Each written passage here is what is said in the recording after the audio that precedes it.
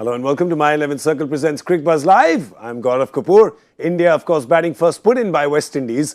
There's 3 fat majors in there. If you've ever played housey, you know what I'm talking about. It's 2-8-8 for 8.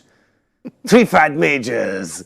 Well, there you go. That's what India's ended at. After 80 for 3, they would have definitely taken 288 and they definitely will take it even now. My guess, of course, was for 291, which is where I have the My 11 Circle expert couch. Well done. And since I am the winner, well, you know, here in Cricket Buzz there are no losers. But there are 2 when it comes to this game, and they're sitting right here. There's Joy and Simon. Hello, gentlemen. Hello, I just want to say that, I believe Deepak Chahar personally apologized to you when he couldn't hit the last ball for 4. Was it Shami that, 292 was what I was supposed to do. I couldn't do it. I'm sorry. They were trying to get spot on, but I'll take it. We've got a 10-run give on either side, so I'll take it. But more than me taking it, I think India will definitely take 288, Simon, on this pitch, because it was slow, wasn't it? It was slower than the West Indian over rate. Yeah, it was tough work, wasn't it? I think we're going to have a short show today because of the fact that the think we're done already. Took forever to bowl their overs. But when the top 3 don't score a half century and India still managed to post 288, that is a good day. It means the middle order that's been so much talked about over the last little while, before the World Cup, through the World Cup and up until now, has fired. It's done its job. And Rishabh Pant, I thought, the thing we spoke about prior to the match starting when I was talking about young players, or that's the way I play, blah, blah, blah. He summed up the situation today. He was 0 off 5, he was 5 off 15, and finished up 71 off 69. He summed up the situation, played it accordingly, and then found his groove and started to accelerate. So I was really impressed with his innings today. Shreyas Iyer, well, we've found a number 4, finally. Don't say it. Don't say it. Don't jinx it. You've said it a few times before. Well, we can say it as long as the team management is not saying it. Because when they say it, things go wrong. We're talking about Shreyas Iyer and Rishabh Pant. Rishabh Pant getting his first ODI 50 with his captain. No, absolutely. Not Virat Kohli. Shreyas Iyer. His Delhi captain. His Delhi captain. All these partnerships, as Avideep was also saying, our producer Avideep was saying. So, you had Jadeja and Kedav Jadhav having a spot in the middle. A CSK partnership. A CSK partnership. Before that, there was a Delhi Capitals partnership. So, it all looks very good. But I think the most important thing for me today was the maturity again of India's number 5 and number 4, number 5. Yes. And that was brilliant. One of the things I want to say here is, I was just looking back at it and suddenly I decided to go and look at Sehwag's batting averages. And you see Sehwag batting and you say, this guy is meant for white ball cricket. But you go and look at his stats are actually much better in test cricket than they are in white ball cricket and in ODI cricket, and then much, much less even if you come to T20 cricket. I mean, in T20 cricket, in the IPL, in international cricket, he's frankly been a disappointment. And I think in a funny way, you might see Rishabh Pant and say, this guy is actually a natural T20 player. But you see his big scores. He's got a big one here today. See his test scores. He may just be the kind of guy who does not need the bugbear on his back or the fact that he needs to score fast. And he might just end up being a much better ODI and test player than a T20 player. So better if the format is longer, you feel Rishabh Pant, because he cops a lot of flack. He's only played 13 ODIs, right? This is his 13th. Somehow he's copped the flack of someone who's failed 130 times. Exactly. Right? And that's just unfair. Shreyas Iyer, though, on the other side, we've got to say, talking about maturity that Pant showed today, there is, of course, Shreyas Iyer is, well, he loves playing against the West Indies. He loves scoring half centuries against them. Also shows a lot of maturity. Not played that many matches again. So you had 2 guys playing there. 10 games, that's it. Playing, and Rishabh Pant picking up the cue from Shreyas Iyer almost and saying, hang on, I got to show a different gear. I got to get this done. 114 of 113 balls is not a slow partnership by any stretch. And given the conditions, given 80 for 3, given the slowness of the pitch, given the weather, you'd say this is gold. It is absolute gold. And the other thing I want to say is that I was really impressed, not impressed, I found it interesting of how angry they were when they both got out. So, I mean, it was not that, I've got 70 and I've done well for the team. I should have got a big Rishabh's was kind of soft, wasn't it? Yeah, a little bit. Slower ball. I mean, he just didn't catch up with it. On those sorts of surfaces, you're going to get out caught square of the wicket, though. We saw Rohit get out caught square. I think KL went to hit one and lob one up in the air. When it's slow and it's tacky and it just grips a little bit, you'll see guys getting through and through and through and almost hoisting it. leg side or or leg side on the for the right-handers as well, just because it's the slow nature of the surface. But it was an impressive partnership, and like you say, 10 games, 13 games. I think Shai averages over 50, although he's played a lot of his games against the West Indies. He averages about 54, 55 now in ODI cricket. So it's a great start to a career. He just needs to continue on with that, and he's got that confidence. And if Rishabh Pant can keep doing it, Kedar was good at the back end today as well, just playing that little cameo at the back end, a little 40 at better than a runner ball, and that's what he does well. We were talking about the tacky bounce and the slower ball. A few of Chemo Paul's slower bouncers, I think they reach the next day. Yeah. They're slower than Kieran Pollard's over 8 today. Yeah, correct. And you were looking at, I think there was one where Kedar Jadhav just sort of gave up trying. He just got tired of waiting. Well, he played 3 shots, and the fourth one he thought, I'm just going to leave it. I'm I done. just had That's it. I I've couldn't had be it. bothered. I can't swing a bag It's together. not arriving. How tough is that? It's not an easy ball to bowl, is it? No, it's not an easy ball to bowl, but it's not an easy ball to get the height right either. Yeah. So you actually have to bowl it a lot shorter than a normal bouncer. So they call it a slow ball bouncer. It's a slower ball. It's a slower short ball. But you bowl it a lot shorter, and what happens is by the time it's getting to the batsman, it's almost on the way down. It's like an arch, isn't it? Yeah, it is. Yeah. You want it deliberately just going down as it goes past the batsman here, and it's so hard to hit. And if you do catch up with it, generally it's just going to go straight up in the air. There was one, I think he bowled to Rohit as well, which was again like, forget it. Yeah, and swatted it like a fly. The guy who started this, in fact, we were just talking about, is Sean Pollock. He had specialized in this, and I remember him trying to teach it in the Mumbai nets to so many bowlers. It's a tough ball to bowl, isn't it, Simon? It's a tough ball to bowl, but it's also, you've got to pick the right surface. Yeah. So you try and bowl that at Mumbai at Wankhede Stadium, it doesn't work. You'll get no ball time and time again because it'll actually bounce too high. Yeah. So you've got to bowl it on a really slow pitch as well that doesn't bounce too much. Because if you bang that in, we've been watching a little bit of the test match as well. If you bang that in at somewhere like the Wacker, it just sails over the head and it's a no ball. You bang it in at Wankhede Stadium, maybe even at Kolkata nowadays, where it's a bit faster and a bit bouncier. Yeah. It just goes straight over the batsman's head and you get called for a no ball. So it's really effective on a very slow and quite tacky pitch. Yeah, it was. And Chemo Paul seemed to use it well. Let's have a look at what the West Indies bowlers did. Have a look at their bowling card. Of course, Pollard. We've called him a reluctant bowler here on the show before.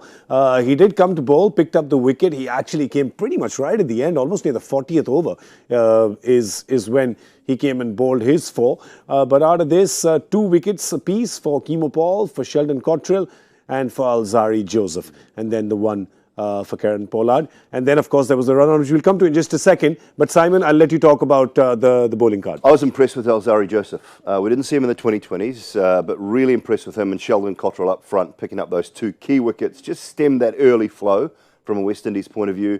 Alzari Joseph back into the side, good pace and great options at the death. Now, I know it's a little bit easy when you're bowling to tail-enders at the back end, but to me, he bowled those wide Yorkers and got the ball past the tail-enders more often than not, and I was really impressed with him. Let us now talk about the Ravindra Jadeja run-out. The run-out, that was not a run-out, then was a run-out. It was not referred, then it was referred. Why was it referred? I will let the 2 expert storytellers tell us the story as they saw it play out. Well, the ruling generally comes under the fact that the television replays and the television director, producers, big screen, can't show anything until after the DRS timer is finished. Now, there wasn't a DRS timer in this instance, but they shouldn't be showing anything in the stadium until after the next ball is bowled. Yeah. The umpires haven't called for it. They've made a mistake. Don't get me wrong. The umpires have made a mistake genuinely for not going upstairs and checking it. But once they've made that mistake, You can't. don't show it in the stadium. Don't show them up and then have them go upstairs for it. If the third umpire calls out and says, boys, it's out, and they hold play and they say, look, we're just going to have a look at that. Yeah.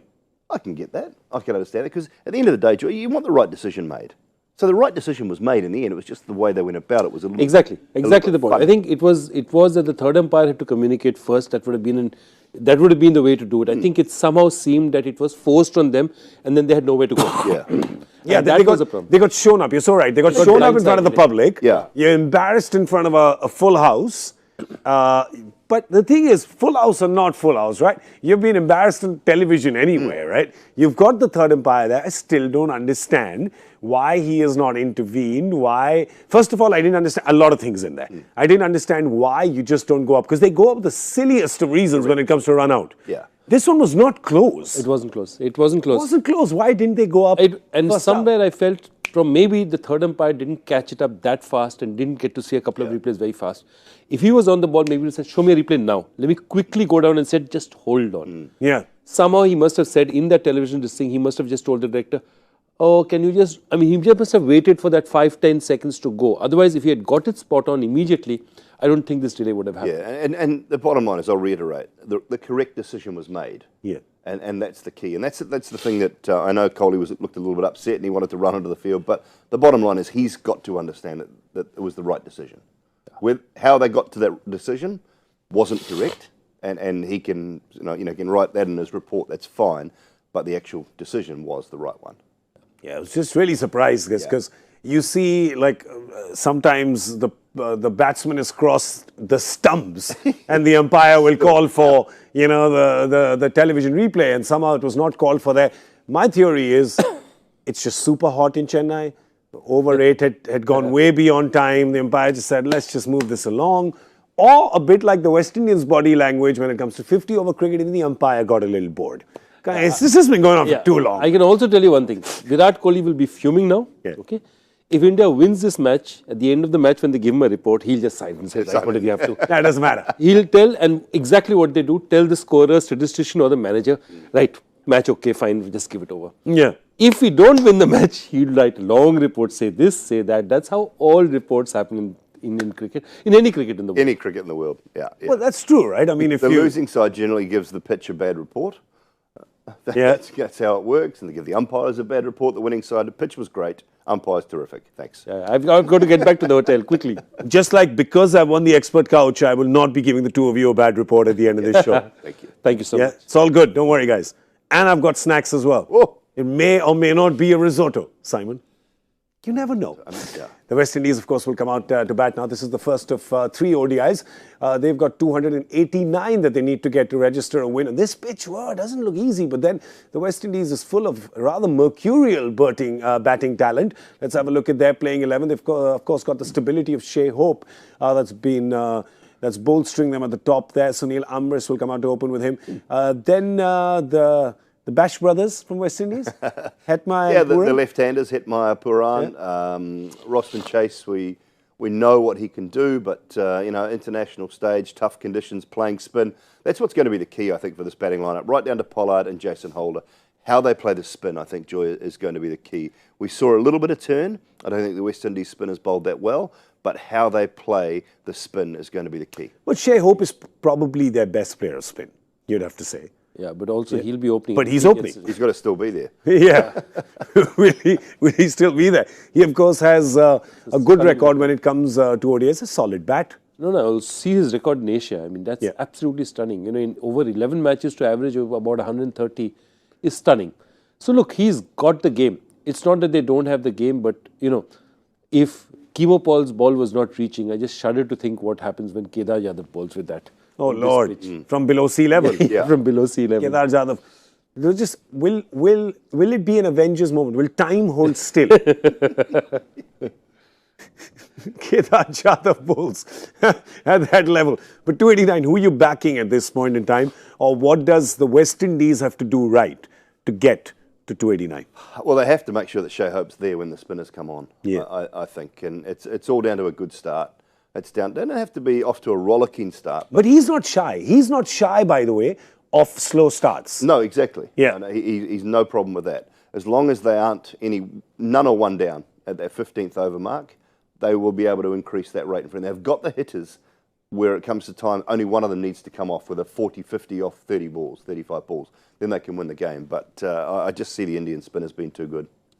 My sense also is that if you see the Indian batsmen, whatever they did, other than the openers, because the ball was shiny and hard out there, you needed to be in here in the crease to be able to get runs. Yeah. Everyone's run rate sort of increased when they were staying in the crease because it takes time to get used to a surface like this. So if batsmen last, they give that respect of that 10, 15, 20 balls, then they have a chance.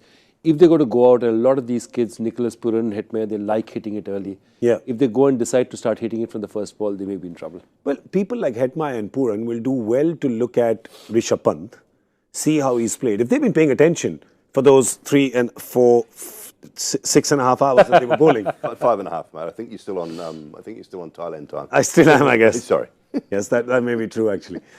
So if they were paying attention, watch Rishabh Pant, they could take a couple of leaves out of his book. Yeah, they could. They do well. I expect Kuldeep to come on straight away as soon as the left-handers come to the crease. I would expect Kuldeep. Yeah, because hetmyer don't like him. hetmyer no like no Kuldeep. No, exactly. And I don't see much difference with Nicholas Puran either. So as soon as those two, if India managed to get the two right-handers at the top of the order, Hope and Sunil Umbris, within the first 10, 12 overs, I can see Kuldeep coming on straight away to those lefties and causing all sorts of trouble. Let's have a look at the Indian 11 as well. So you see the bowling options that we have. Of course, you have Shami and Chahar, your new ball bowlers. And for the spin, you have Kuldeep Yadav and Ravindra Jadeja. These are your full-time bowlers. You have Shivam Dubey and Kedar Jadhav, who may come together to actually bowl, or will, not may. They will come together to give you another 10 overs. Remember, nobody from the top 5 bowls. So you have Jadhav and Dubey who are coming in to bowl those 10 overs. And I mean, Dubey will obviously try to do a little chemo ball when he's bowling, try to keep the speeds down to 110, 115. Well, it doesn't really take them much higher than that anyway. But yeah. He'll take pace off. Yeah. He'll take pace off consistently. He'll take pace off, surprisses me a little bit, Joe. I mean, you'll know more than me, but the likes of Shreyas Iyer and Manish Pandey and these sorts of guys, why do they not work on bowling some off-spin? Yeah, it's an interesting one, and I fully agree with you. Manish never liked bowling for some reason. Even in the nets, normally everyone bowls in the nets, because you run out of bowlers, and then somebody that off spin for some reason. And I found it. Gautam Gambhir was another one. Just did not like bowling. Whereas you would think gives you that little edge, exactly, that little edge to just to be slightly more in the selector's eye than one of the other players. Why are they not doing it? Exactly. And if you see, there are lots of guys who started that way and then said, okay, now I'm established enough not to do it, or my knees don't allow me. Rohit Sharma. Rohit's got a hat-trick. Rohit's got an IPL hat-trick. Sachin Tendulkar. Yeah. Yeah, all of them were the same. They all bowled first, said, I will maximize my chance of getting into the team. You're absolutely right. And then, okay, now I've done it, and maybe now the damage is not, the risk is not worth the reward of bowling. Well, I mean, you look at the Indian team of the early 2000s, right? Everybody gave you a bowling option there. Virender Sehwag, Sachin Tendulkar, UV, Suresh Raina, Saurav Ganguly. Yeah. They all, besides VVS Lakshman, all right, they all give you Lakshman and Gambhir and Dravid would keep. Dravid would keep. So that's fine. Yeah. Yeah. But yeah, I mean, I look at these young kids now coming through. I mean, if you are 17, 18, 19, 20, and you're a quality batsman, which there are plenty of them, just learn how to bowl. Grab a ball and bowl some off spin. Yeah, I saw Prithvi Shaw doing that, by the way. Prithvi Shaw earlier, I think he could be Kedar Jadhav. He's only he's knee high to a grasshopper, isn't he? Yeah. Like he's he can sort of put him under here and give him a little pat on the head. Yeah. I mean, just learn how to. You and I could for sure. Yeah, learn how to bowl some off spin. Keep it low. Make sure you give it a rip. Just find a coach. Yeah. And just in your, for half an hour a day, just practice. But that's the thing with Indians. You see, it is not. It's not elegant to be a bowler. It's laborious. It's labor class. No, I think the point here is unreserved travel. Yeah. That's what bowlers and fielders are. I think where it comes from is actually the IPL. You see, today in the IPL, because you have to have 7 Indian players, you can make a great living out of sport without being a bowler. Yeah. Whereas, in the 2000s, you either played for India or you didn't have a career in sport. Okay. If you had to play for India, you sharpen that, whatever extra weapon I have, I sharpen. Yeah. Maybe that's the reason, because a lot of players today are not looking at it as an option, where before they wouldn't even think. Yeah. Everyone had to bowl. I mean, Sachin Tendulkar went to the MRF Pace Academy, for God's sake. That's true, he did. The MRF Pace, I mean, anything. As did Ajay Jadeja, by the way. They both went together. Yeah. They both went together. And they both opened the batting for India. Of course, both of them wanted to be opening bowlers. It was a different time back then. Let's have a look at the decade that's gone by. That's one of the things we're doing this week on My 11 Circle presents Cricket Buzz Live.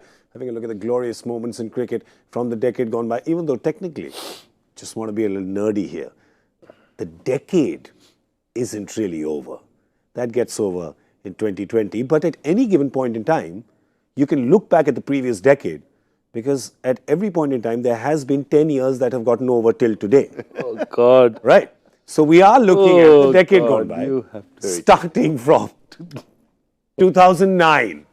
I thought you'd do something like this. Or 2010, which actually becomes year 0. Yeah. But doesn't matter. In the last 10 years gone by, Joy and Simon have chosen these as some of the moments. I only had one moment to choose, of course, which was the 2013 Champions Trophy win. What did you think I was going to say? All right, let's have a look at the moments that they've... or let's talk about the moments that they've picked. Joy, Simon, who wants to go first?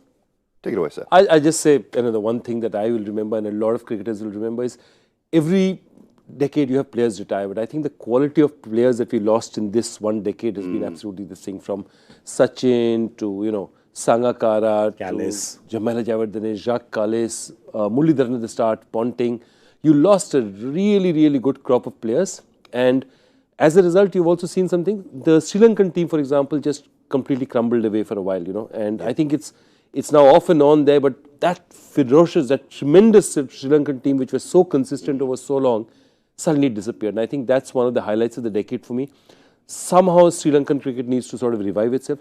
The Australians did a nice up and down where they suddenly disappeared for a while in the middle, and I think right now at the end they've started climbing again. Yeah, they pick young players to complement their older players, whereas Sri Lanka didn't blood any young players in alongside Mahela, Murali, Kumar. They didn't blood any players through. They had a very old side, I think, coming through there. And those guys didn't learn their trade. There wasn't young guys coming through to learn their trade and take over. And that's been a bit of an issue. I'm going to say something that upsets you here, because I think the revival of the 50-over World Cup, we think 11, we think 15, and we think the one just gone. Excellent World Cups. Yeah. Brilliant World Cups. Right? India, phenomenal. It was amazing. New Zealand in New Zealand. Australia winning it in their home country as well. And the one just gone, England winning it in their home country. I think the revival of the 50-over after that 2007 debacle, the revival of those 3 World Cups through this last decade has been phenomenal for me. So the interest in and around it, teams absolutely desperate to win that 50-over World Cup. The format of it, absolutely love the format of it. I love that it's tough to get into. Yeah. I would probably prefer, I know this will never happen because the ICC is run by the member countries, so each board has their own representation of the top countries on the ICC board, so it'll never happen, but I would love to see only the top 6 teams ranked, make it through automatically, and then teams from 7 through to 16 have a qualifiers. Wow. So you've actually got 4 of the top tier teams going to have to qualify. Yeah. And then then your Irelands and your Hollands and your Scotlands, Botswanas, Papua New Guinea, but then they've got nothing to complain about. Yeah. Because they love a moan. They love a good moan when they miss out on the World Cup. So to me, that would be one thing. The other thing, I think, the acceptance of the DRS by all countries. True. Once that's taken on, I think now, we've seen a little incident tonight, but it's for the better. It's for the betterment of our game. I think the correct decisions, the stats will show you, are being made more often now, and acceptance of it by all countries in all formats, I think, is a very good thing. And the fans. I think the acceptance of fans, where the DRS is concerned, and DRS is easier to love than VAR. VAR is a tough one to love. But the DRS has been easy to love, and India fought it for a very long time, but has accepted it now. And I really like the gamification of the DRS. It's a bit of a game, right? When you're in the center, when do you pick it? How do you pick it? You have limited ones. I like the gamification of it. We were talking about, I think, one of these shows where we said one of the things that we have to do is captains should take training in DRS situations. Yeah, and players should take training. Because if I want to call a nick, at what point do I call it? I should have a strategy saying that if it's a keeper who's listened to it, this is it. If it's a slipper who's done that, teams should discuss their DRS strategy just like they discuss bowling and fielding changes. But Rohit Sharma told me this. Rohit Sharma told me this on Breakfast with Champions. He said that we have proper DRS meetings.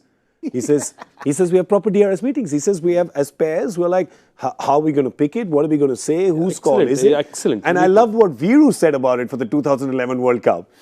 Right here on Crickbuzz Live in the Hindi studio. He said when it came for the 2011 World Cup, he says we had a team meeting and I told everyone, I said, guys, we have 2. One is mine. The other one you guys can decide who's. It's the Shane Watson theory. Yeah, correct. I don't know if Watto tells people. Viru just told them. He's like, I'm going first to bat. I'm taking The guy at point or gully plays a crucial role in all DRS decisions for LBWs. Yeah. Just watch where the ball goes. I'm a big one for this. If the ball goes up after it hits the pad, it's generally either hitting the top of the stumps or going over the top of the stumps. Wow. So if you look at the knee roll, if it hits knee roll or below, it's generally going to go back down. Yeah. Okay. So from the side on, if it hits above and pops up in the air, like if it loops up in the air, you'll generally find that the ball on a true surface is going to go over the top of the stump. So the guy at gully and at point, they have a big role to play in those. They're not normally called on. Interesting, and again, maybe somebody's listening in and will take this. I hope they are, because the thing with Simon Dole is he's got some amazing suggestions, right? But because he's all the way in New Zealand, nobody can hear his voice, right? That's why we keep calling him here. Exactly. He's amplify it. Exactly. They're asleep and he's giving out the suggestions. By the time we wake up, it's all over. That's exactly right. Like he did to us. He's got to go pink ball, man. You got to go pink clothes and then say it out at a time when everybody else is awake, just like I've done today, right?